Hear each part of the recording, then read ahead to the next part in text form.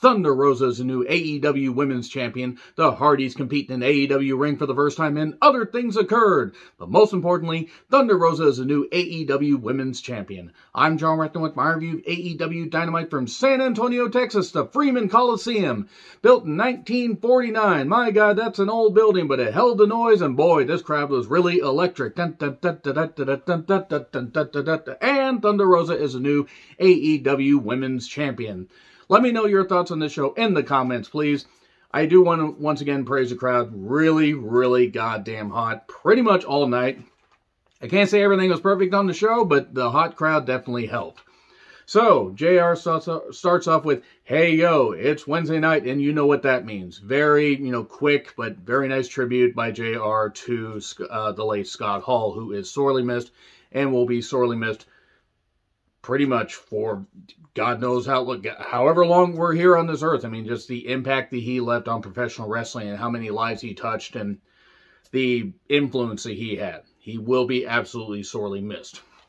Crowd was loud. The ring looked small. I couldn't decide if the ring was a little bit smaller because of the setup or it's just the cameras they were using. I'm not exactly sure. So anyway, it's all about the boom. It's Atom Cole, baby. It's Cole and the Red Dragon against the Cowboy Express. Hangman Page and Jungle Boy and Luchasaurus. So, okay, hot six-man tag opener trios match. Okay, we're not in fucking AAA or CMLL. You can call it a six-man tag. I understand wanting to try and, be appeal to everybody or whatever, but trios match, you don't need to call everything a trios match. Involve some lucha stars, and then you can do that. But that's okay. A couple people did lucha shit. I will say that this match wasn't dull, but a lot of it started to blend together. The Tarzan Boy theme did get a big pop, and Hangman Page got a really big pop. Big cowboy shit chant. I did realize once, I remembered this was in Texas. I'm like, oh yeah, that shirt that CM Punk wore. You get one, and then you tell it what to do. I might actually have to get one of those shirts just and wear it on the channel just for fun. Because that was the last time they were in Texas, and Punk doing that bold shit because Governor Abbott is a fucking moron. And he will definitely pay for his bullshit opinions and his bullshit views in the name of good Christian faith. So anyway, off my soapbox there. Imagine if they used Cole a little more seriously like this from the beginning, instead of working with Orange Cassidy and losing a lights-out match to a hug. I still can't get over that because if I kill other companies for bullshit like that, I have to kill it here. It's not long-term storytelling. To me, that was just bad. Luchasaurus got isolated, got his knee worked on. Page comes in, cleans out with a bunch of dives, a bunch of action and everything. I mean, hey, Page is really, really good. They still have to try and really make it seem like he's a world champion. Like, he's done the best he can, but they kind of had to limp to getting him to be the world champion. He had to work with Danielson twice. It just feels like they are trying to build him as a champion now that he's champion. It just doesn't quite feel like it's clicking fully. But then Jungle Boy dives outside, and then we get a bunch of other stuff, like, everybody hitting moonsaults. Everybody hit moonsaults. Popcorn vendors hit moonsaults. The janitors hit moonsaults into a commode that was full. That was very disgusting. Thank God the camera didn't catch that. The camera totally missed a couple other things because they were doing triple moonsaults, and there's only a couple cameras there. And oh yeah, they can only have one shot at the same time. In retrospect, not the best idea. But then there's a bunch of moves, a double doomsday device. Again, it wasn't dull, but it just started all blend together. High, low, and then this is my boom kick. 1, 2, 3, Jungle Boy gets pinned. Okay, so Cole and Page, they're going to continue their feud. I imagine they're probably going to blow it off on a Dynamite. They could keep this going until the pay-per-view, but that's another, 9 or 10 weeks? I don't think they're going to go that long. So Shivani is backstage with Keith Lee. Shivani was all over the place on this show. And Hobbs and Starks. We can't have any physicality. Okay, Starks is just great at promos. Lee does get a little bit, a fire in him and says, well, how about, I just come on Rampage and we'll see what happens next time. He basically, Keith Lee, when he gets a little bit, a bass in his voice, is really, he's scary anyway. And he's very intelligent, very well spoken, but man, when he gets some anger, you're like, I don't want that guy mad at me. So, basically, Lee's going to take on Max Caster on Rampage, but Stark says Rampage is our show. Chris Statlander is taking off the alien makeup. She's taking it all off. If only. No more Mrs. Nice Alien. No more Mrs. Spaceship. Okay, couldn't do that correctly. I guess she's going to change how she is. That's probably smart, because I really don't think the alien gimmick has translated that well. My opinion. William Regal joins commentary. Danielson makes his entrance, and Moxley, Wild Thing from the parking lot we will sing. I like Wild Thing, and it's cool, and Moxley is very, very fired up, but they need to kind of stagger this entrance. It's getting kind of stale. So, Moxley and Danielson take on Chuck Taylor and Wheeler Yuta with Best Friends. Danhausen is there. Who is the Demon Waif, William Regal? The Demon Waif Danhausen. That is now his name. That was pretty funny, because Regal's just great with words. As a jump start, Regal putting over Yuta, saying that Yuta was showing some great fire. Danielson just having a fucking blast. Just like anytime, like, Wheeler got some offense in, or anybody got some offense in, and he shut him down, he's just looking like, he is having so much fun. Wheeler did get a hot tag and actually went nuts and was getting some chance. God, maybe get him away from Best Friends, which is a joke stable. They did, Danielson and Mox did a heart attack just for 2. We had a nose bite and a paradigm shift on the floor. Wheeler does end up getting some moves in. There were more Yuta chances. This was working. Maybe they turned things around for Wheeler Yuta, who is never going to be a main event guy, but is somebody that showed promise when he was in, on some episodes of New Japan Strong, and actually does have some potential. And Danielson mentioned him at one point in one of his earlier heel promos. So, basically the Bulldog choke gets the victory. Wheeler was going to go away with Best Friends, but then decides to go back to the ring. Offers his hand to William Regal. Regal slaps him. He bows up at him, and Regal's just like, yeah, there we go. That's what I want. That's what I want. Okay. If they build a stable of people they're going to train and, pass on their skills to, pass on their knowledge to, that could work. This might actually be something good. I am willing to give this a chance. Because it's not stupid comedy from the Bucks and everything. Speaking of which, here's FTR, and they fired Tully because he lost focus. Then the Bucks show up, one dressed up like a leprechaun, which is fitting because that's about how short they are, and the other one dressed up like an idiot. Oh, you're always going to be the second best tag team in AEW and everything. Alright, I'm just going to address something really, really quickly. Speaking of FTR. FTR and the Briscoes have been promoting, having a match. And Warner Media has come out and said, due to past tweets, posts by... It's either one of the Briscoes or both of them. I think it's Jay Briscoe. Regardless. Not going to sign him due to past homophobic, whatever, tweets, posts. I'm no fan of the Briscoes, and that's just in the ring.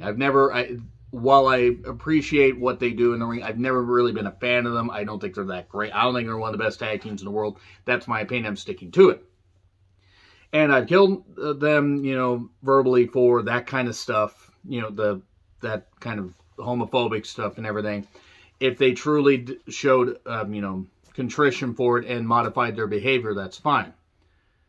And they did offer an apology. Here's the thing.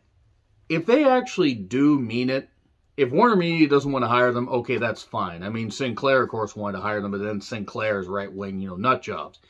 That being said, if the Briscoes, and I'm saying it's a big if they showed contrition and actually showed that they truly have changed their behavior and that, that is in the past and everything, people can change how they feel. They truly can change how they feel. Still not a fan of the Briscoes in the ring, but given the numerous people they have in the company, the Jacksons, the way the Bucks feel, they aren't, all about progression and everything. They fucking aren't. Jericho, Hager, and various others. If they're gonna stay employed, and I'm not saying the Briscoes are, well, they're definitely better than Hager. I mean, Jesus Christ, I've shat out stuff that was better than Jake Hager. But they're not going to bring the Briscoes along, that's fine. If they're going to crack down on this stuff and they're going to get rid of people who have toxic views from the past or even recent, there's not going to be a lot of people left in wrestling. That's really all I have to say there. I don't really want to see the Briscoes in AEW, but if it's just strictly because of that, then Warner Media might want to take a look at the views of various wrestlers that are on the AEW roster, and there's going to be some fat being trimmed. What do you think of that? Let me know your thoughts on the Briscoes not being signed to AEW because of that. That's really all I have to say right there. I do a full video on it, but I don't really think it's worth it. FTR deserves better is what I wrote down. The Acclaimed are interrupted by Starks and Hobbs. Hey, take out these new guys who keep coming in and trying to take our spots. And then here's Swerve to look at them, laugh at them, and leave. And I like Swerve. I'm just worried that all this backstage stuff is going to get messy. Let's hear it for the Judas. I would like to credit at not Dr. Death on Twitter for coming up with Jericho Aniston. Thank you. That is now going to be his name going forward. Jericho Aniston, along with the Jericho Appreciation Society, the worst stable name. And I can't remember a worse stable right off the bat that actually seemed to have something where it just wasn't thrown away. Rather, there was the Union, there was a few others or whatever, but they were gone within a couple weeks. This seems to be something that they're actually going to go with. 2.0 or whatever the fuck their names are now. Oh wait, I'll say them here in a bit. Start shouting and shouting and shouting.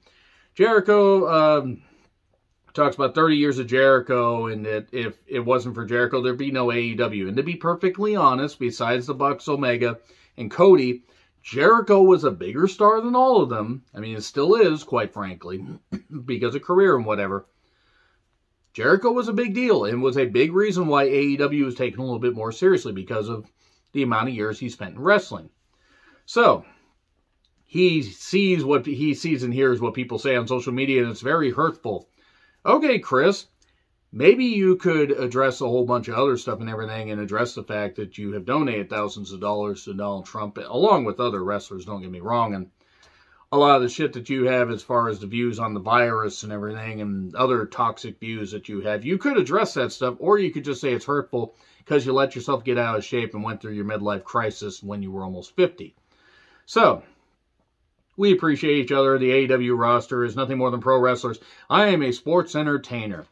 I know what they're trying to do. And they're trying to say, oh, the sports entertainment thing. Oh, it's the evil empire and everything. I don't care about this group, so I don't really care if they call themselves sports entertainers. I really don't.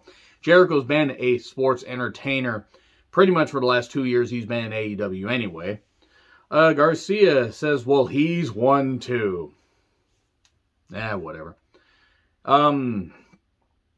Why does he appreciate me? Why does Garcia appreciate me? And then Jericho says January 6th, 2019. I mean, Jericho couldn't possibly have any ties to January 6th. It's not like his wife and mother-in-law were part of the insurrection. Oh, they were. Oh, they weren't part of the attempt. They were just there doing touring. I'm just saying, like, you don't want hurtful shit to be said about you? Maybe pull your head out of your fucking ass. So, there was a wreck that broke a guy's pelvis and everything and that kind of stuff. He suffered injuries, and Garcia was him, and he donated thousands to his recovery. And thousands to Donald Trump. But you know what? He donated thousands to Garcia's recovery. He came back, and good. That's good. That's something good. It doesn't offset the bad shit that he did, but good that he did that. And if people don't like me jumping on my goddamn soapbox, here's the thing. Nobody's fucking perfect. I'm not perfect. You're not perfect. I don't fucking care. I'm going to call this shit out, and if it bothers you and you don't want to stick around, go off. Go off. Go somewhere else. Go. Stop. Don't do this anymore. So, we use our real name, but he doesn't say Chris Irvine, because we could possibly find out that Chris Irvine did donate thousands of dollars to Trump. So, he calls 2.0 Daddy Magic Mike Maynard and Cool Hand Edge Angelo Parker. Or, I'm not actually sure, Cool Hand something Angelo Parker. And he got a call from his friend, former friend Kevin, that these guys needed a job, and he took credit for getting them a job. Whatever. So Hager is the hand of the king. He proceeds to cut a promo using words with S in them. It has got to be a rib and a joke at this point, because having that guy, who, by the way, is an idiot, he's been hit in the head one too many times, thought that Trump was a good president, and has a real doll as a wife. He's not exactly the most intelligent. He's a very bland individual, and he's kind of a moron. But just having a guy with a lisp say stuff with S in him, oh boy. So, that was it. That's it. There. Now that's entertainment. I don't care about this group. I don't want to see them get beat up. To me, it's bad NWO stuff. He's leaning into the fact that he's a bad comedian, doesn't really have any good ideas. But this just feels forced. It feels like a way to exit him out of the company in a number of months. Because I think that he had a 4th-year option for his deal, so I think this is it. I think this is it. Because it was 2019. He started in 2019, early 2019. So by the time we get to early 2023, he'll probably be done. And he might make one more appearance at the Rumble and maybe one appearance at Mania, get a Hall of Fame induction, and that's it. Because Jericho, even though he dropped the weight, can't really go anymore. Let's pick this up. Serena is fired up that she gets to keep Cheetah down. Of course, Serena Skrull is happy that she gets to keep a younger woman down. Just like Marty. So, Wardlow takes on Scorpio Sky with Dan Lambert, the Sheepish Lion Dan Lambert, Paige Van Zant, and Austin Vanderberg. Which sounds like, you know, James Vanderberg, Father James Mitchell's brother or something. He's actually Paige Van Zant's husband.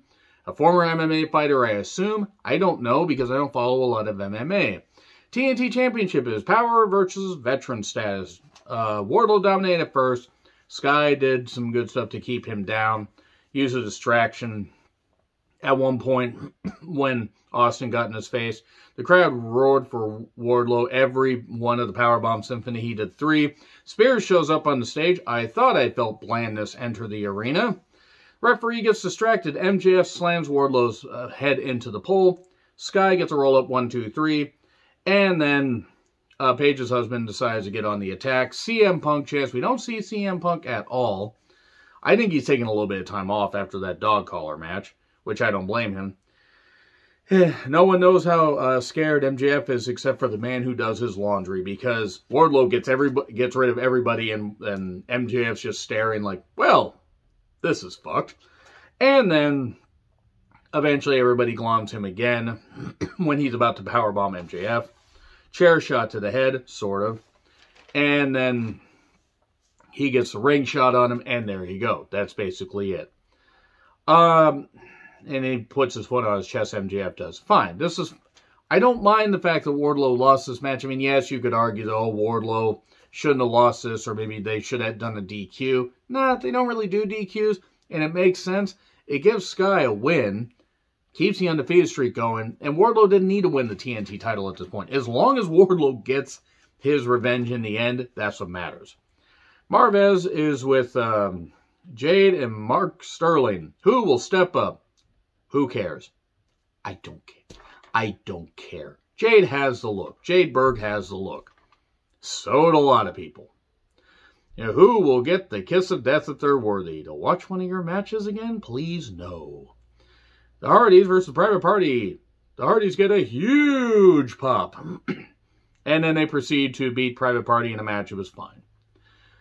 Jeff should not try the Swanton anymore except for in big matches because he barely gets the rotation.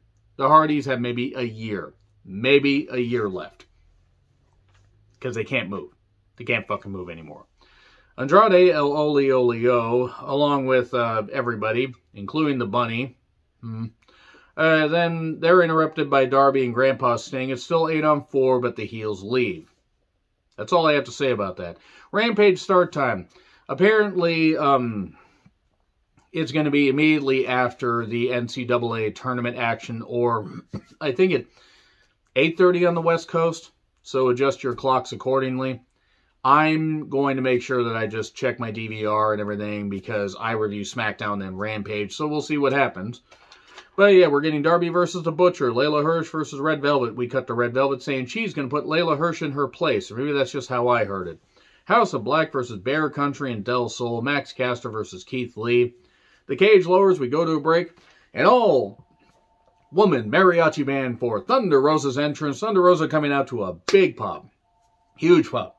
San Antonio is her home now. She was born in Mexico, but has made San Antonio her home. People love her there. She does a lot of great charity work and a lot of other stuff. fantastic wrestler, fantastic human being. I've only met her once. She couldn't have been nicer. Couldn't have been nicer to anybody that was at that show, and I think there was maybe 200 people there. But no, Rosa's great. Britt got a big entrance, got the golden showers and everything. Who doesn't love a dentist getting golden showers? Never mind about that. Thunder Rosa versus Britt Baker, AEW Women's Championship match inside a steel cage. You can't escape. Well, you can escape, technically. That you would have to eventually leave the cage, but you can't win by escaping. Okay. Pinfall, submission, knockout. Good. Good. That's a good thing to establish. I want to say right now that I really liked the energy, the fire that these women brought, and this is nearly a year after, or just 364 days, after they did, so literally, just right around a year. That's how the calendars work. Since they had the Lights Out match that I highly, highly praise, even though they did a lot of weapon stuff, broke out the tax, and all the stuff that they did. Now, I appreciate a lot of the shit they did in this match. I also think that much like the dog collar match, there was one thing I did not like, and I have to apply it here. Again, I appreciate the efforts of all these women. I will highly praise again the dog collar match on my favorite matches of the year list, and I will praise this on my favorite matches of the year list. This to me was not as good as the Lights Out match, but I thought that, as far as the blood, the violence, they did some great shit. They told a great story. They've done off and on stuff here and have really heated this feud back up, and it made sense to have this be the blow-off match. Everything was a perfect storm for Thunder Rosa to get a massive reaction. But we did get a ref bump. We got a pile of chairs in the ring, and JR is just like, JR is starting to take the piss out of this stuff. And not just with the women, but with the guys too. Why do we need all these chairs under the ring or whatever? I don't blame him. Because it's just every ECW or garbage level death match when it doesn't need to be. That's the level it goes to with all these weapons. And these women are too fucking talented to resort to that stuff. I get bringing in a chair or two. That makes sense. Because it's a personal, deep-seated rivalry. I'm just not a fan of bringing in all these weapons for the sake of it. I never have been. And again, even though I praise the Lights Out match, I have to be fair. If I knocked what they did in the Punk MJF match, or I knocked what they've done in other matches, then I have to be fair here, while also recognizing the efforts and both these women putting their bodies on the line. And again, I love Thunder Rosa. What a talent. What a great person. Britt has done a pretty damn good job as champion. You could argue that maybe they could have done a bit better with her reign, but they haven't really booked their women's division all that great. That's the thing that worries me. And they went out and did all this stuff. We get a ref bump. Aubrey runs in. We do get a holy shit chant, an air raid crash onto a pile of chairs. And then we get another chair stack, and Britt falls right on it very stiffly. Ouch. And he's just... JR just talking about all this stuff under the ring or whatever. Britt comes out with a bag and says, somebody tell me why we need thumbtacks under a damn ring. Shivani tries to cover, well, I think that was an idea from Britt and Jamie Hayter, which, yes, possibly, but still, we just saw thumbtacks in the dog collar match when we didn't need to see them. We did see thumbtacks in the Lights Out match. Would this match have been viewed any differently had they brought not brought the thumbtacks out? My take. Did this need the thumbtacks? No. A lot of matches don't. And they hurt. When I've had to do, when you have to do projects or you have to do some kind of construction, if you're trying to hang stuff up and you're using tacks or using nails or whatever, they hurt if you land on them. Even if they're little, they hurt. So anyway, we then get Rosa lands on him. Britt ends up trying to get the lockjaw on, but gets her hand bitten. And then gets her hand slammed into the tacks. And then a powerbomb onto the tacks. Britt straight up no-sells it, rolls outside, hits Thunder Rosa with a chair. That was stupid. That was really stupid. Fire Thunder Driver 1, 2, 3. Thunder Rosa gets a huge pop. New AEW Women's Champion. That was good. A lot of that match was good. A lot of the build was good, even though I killed what happened at the AEW Revolution match because there was way too much interference and it was sloppily booked, not sloppily worked. I'm glad that Thunder Rosa is the AEW Women's Champion. I hope that nobody is upset that I decided to critique some of this, but that's just my take. So overall, I'm glad that Thunder Rosa is the AEW Women's Champion. I hope she's at least a champion until All Out or Full Gear. And I think just shore it up, use it right, use the women's division right, maybe sign a few more women and cut a few guys and maybe make the numbers, instead of this far apart, a little bit closer. And just have her have matches, Ruby Soho, Nyla Rose, others, and everything. Just give us quality matches. Give us some good stuff. Use the rankings properly. And this reign can be pretty goddamn good. Again, big congratulations to Thunder Rosa. Big thanks to these women for not, getting crippled in the ring, because that looked pretty deadly. But anyway, let me know your thoughts in the comments. Like, share, subscribe, Twitter handle in the description. I'm John Ritlin. I'll see you soon.